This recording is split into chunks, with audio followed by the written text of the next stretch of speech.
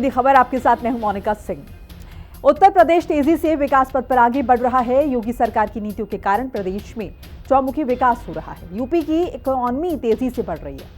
इसे और तेजी से आगे बढ़ाने के लिए उत्तर प्रदेश कैबिनेट की बैठक में मुख्यमंत्री योगी आदित्यनाथ की अध्यक्षता में 10 अहम प्रस्तावों पर मुहर लगाई गई। योगी सरकार ने जहां एक तरफ अग्निवीरों को बड़ा तोहफा देते हुए यूपी में नौकरी में सबसे ज्यादा आरक्षण देने का फैसला किया है, वहीं अन्नपूर्णा भवनों का निर्माण कराने की योजना को भी मंजूरी मिल गई है। योगी कैबिनेट ने और क्या क्या फैसले लिए हैं और इससे उत्तर प्रदेश के लोगों को कितना फायदा होने वाला है, पूरी खबर आपको हिंदी खबर की स्पेशल रिपोर्ट के जरिए हम दिखाते हैं। देखिए,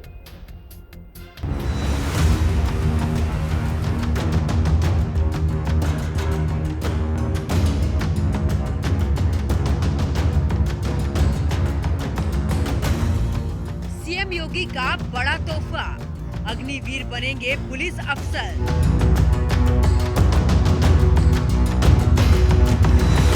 योगी कैबिनेट बैठक में 10 प्रस्तावों को मिली मंजूरी। अग्निवीरों को 20% आरक्षण, ओडीओपी 2.0 को हरी झंडी। यूपी की कमान संभालने के बाद से सीएम योगी एक ही मिशन पर काम कर रहे हैं और योगी का ये मिशन है साफ सुथरा शासन और आम आदमी की सुरक्षा। अपने इसी प्रण को लेकर सीएम योगी साल 2017 से यूपी में सरकार चला रहे हैं। सीएम योगी एक के बाद एक ऐसे फैसले ले रहे हैं और विकास पथ पर उत्तर प्रदेश को लगातार आगे बढ़ाते जा रहे हैं। इसी क्रम में मुख्यमंत्री योगी आदित्यनाथ की अध्यक्षता में लोक भवन में हुई कैबिनेट बैठक में कई महत्वपूर्ण प्रस्तावों को मंजूरी दी गई। इनमें सबसे बड़ा फैसला पूर्व अग्निवीरों को लेकर लिया गया। योगी सरकार के नए फैसले के बाद अब भारतीय सेना के पूर्व अग्निवीरों को उत्तर प्रदेश में नौकरी में सबसे ज्यादा आरक्षण मिलेगा। इसके अलावा पर्यटन को बढ़ावा देने और एक जिला एक उत्पाद ओडीओपी योजना को मजबूती देने के लिए भी बड़े फैसले लिए गए। अग्निवीरों को यूपी में पुलिस और पीएसी में 20% आरक्षण मिलेगा। अग्निवीरों को अधिकतम आयु सीमा में भी 3 साल की छूट मिलेगी। ओडीओपी 2.0 लॉन्च करेगी योगी सरकार। अन्नपूर्णा भवन बनाएगी योगी सरकार। अयोध्या में निजी क्षेत्र में महर्षि महेश योगी रामायण विश्वविद्यालय खोलेगी योगी सरकार। गाजियाबाद में निजी क्षेत्र में अजय गर्ग विश्वविद्यालय का निर्माण कराया जाएगा। योगी सरकार की कैबिनेट बैठक के बाद वित्त मंत्री सुरेश खन्ना ने बताया कि कैसे उनकी सरकार अग्निवीरों को पुलिस सिपाही, घुड़सवार, फायरमैन, पीएसी सिपाही की सीधी भर्ती में सबसे ज्यादा आरक्षण और आयु सीमा में छूट देने जा रही है। आपको अच्छी तरह से मालूम है कि एक बहुत महत्वाकांक्षी योजना भारत सरकार अग्निपथ लाई थी, जिसके तहत अग्निवीर को रोजगार देने के उससे और हर तरह से उनको स्ट्रेंथन करने के उद्देश्य से अग्निवीर योजना पहले 17.5 से लेकर 21.5 साल की उसमें उम्र रखी गई थी, 4 साल के लिए, और उसके बाद उनको इंसेंटिव देकर विदा किया जाता था। कई प्रदेशों ने और केंद्रीय फोर्सेस ने भी इसमें जो लोग एक्स अग्निवीर हुए उन लोगों को अपने अपने क्षेत्र में 10% आरक्षण दिया, कहीं 10% सीआईएसएफ में दिया गया, बीएसएफ में, हरियाणा में 10% दिया गया, उड़ीसा में दिया गया। उत्तर प्रदेश ने कि आज मंत्री परिषद ने 20% हॉरिजेंटल आरक्षण देने का आज फैसला किया है। ये हॉरिजेंटल जिस श्रेणी का व्यक्ति होगा, अगर सामान्य का होगा तो सामान्य, एससी का होगा तो एससी, ओबीसी का तो होगा तो ओबीसी। दरअसल केंद्र सरकार ने साल 2020 में अग्निपथ योजना लॉन्च की थी। इसके तहत आर्मी, नेवी और एयरफोर्स में 4 साल के लिए नौजवानों को कॉन्ट्रैक्ट पर भर्ती किया जाता है। 4 साल में 6 महीने की ट्रेनिंग भी शामिल है। 4 साल बाद जवानों को उनकी कार्य क्षमता के आधार पर रेटिंग दी जाएगी। 4 साल की सेवा के बाद करीब 25% अग्निवीरों को उनकी योग्यता और प्रदर्शन के आधार पर नियमित सैनिक के रूप में स्थायी नियुक्ति दी जा सकती है। बाकी को सेवा समाप्ति पर एक मुश्त राशि सेवा निधि के रूप में दी जाती है, जो करीब 11 से 12 लाख रुपए होती है। अग्निवीरों के पहले लोट का कार्यकाल 2026 से 27 में पूरा होगा। ये संख्या 1 लाख के करीब है। इसमें 25,000 सेना में नियमित हो जाएंगे। बाकी सिविलियंस में वापस आ जाएंगे और योगी सरकार के फैसले से इन अग्निवीरों को काफी फायदा मिलने वाला है। साथ ही यूपी में पर्यटकों के लिए भी योगी सरकार ने बड़ा फैसला लिया और यूपी में अब लोग पर्यटकों को अपना घर किराए पर दे सकेंगे। ये व्यवस्था ग्रामीण और शहरी दोनों इलाकों के लिए लागू की गई है। इसके लिए होम स्टे का लाइसेंस लेना होगा। 1 से 6 कमरे तक के घर को अब होम स्टे का लाइसेंस लेकर संचालित किया जा सकेगा। ये व्यवस्था ग्रामीण एवं शहरी इलाके दोनों के लिए लागू की गई है। ग्रामीण क्षेत्र में होम स्टे सिस्टम चलाने के लिए 500 से 750 रुपए तक का शुल्क लिया जाएगा, तो वही शहरी या सिल्वर श्रेणी में होम स्टे के लिए 2000 का आवेदन शुल्क निर्धारित किया गया है। पर्यटन विभाग की ओर से हमने महसूस किया होगा कि हमारे धार्मिक स्थलों पर या ऐसे स्थानों पर जहां पर जो पर्यटन केंद्र के रूप में जाने जाते हैं, उसमें लोगों को आसानी से रहने की सुविधा मिल सके, क्योंकि जितने होटल्स हैं, कभी कभी ऐसा होता है कि होटल पूरी तरीके से बुक हो गए, नहीं मिल पाए, तो ये होम स्टे की प्रोविज़न इन्होंने किया है। हमारे जो पर्यटन मंत्री जी हैं वो एक नया प्रस्ताव लेकर आए थे।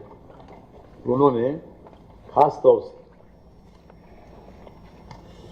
ये 1 कमरे से लेकर 6 कमरे तक की व्यवस्था की है, क्योंकि 6 कमरे के बाद फिर वो होटल के अंतर्गत आ जाता है, फिर उसके नॉर्म्स दूसरे हैं, इसलिए 1 से लेकर 6 तक और 12 बेड्स की व्यवस्था जो की गई है। इसमें एक साथ 7 दिन तक रहने की व्यवस्था की गई है। और ये एक कमेटी है, डिस्ट्रिक्ट मजिस्ट्रेट और पुलिस अधीक्षक या उसके प्रतिनिधि के माध्यम से जिलाधिकारी इसके अध्यक्ष होंगे।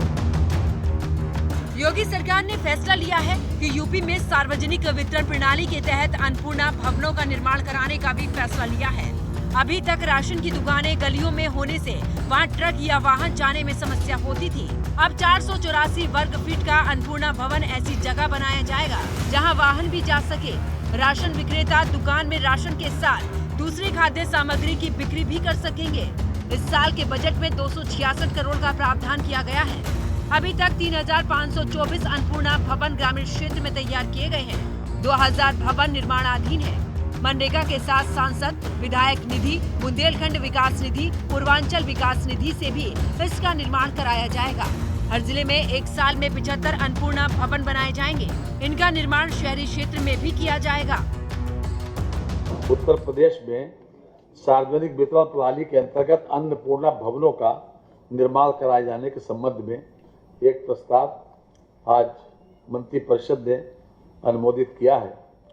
ये अपने आप में एक बहुत अच्छा इनोवेटिव स्टेप था। हमारे मुख्यमंत्री जी ने 2023 में इसको प्रारंभ किया कि अन्नपूर्णा भवन, अभी तक जो राशन की दुकानें थी, सार्वजनिक वितरण प्रणाली के अंतर्गत जो दुकानें थी, वो कहीं गली में, कहीं किसी ऐसी गली में कि जहाँ पर जाना भी बहुत दुर्लभ होता था।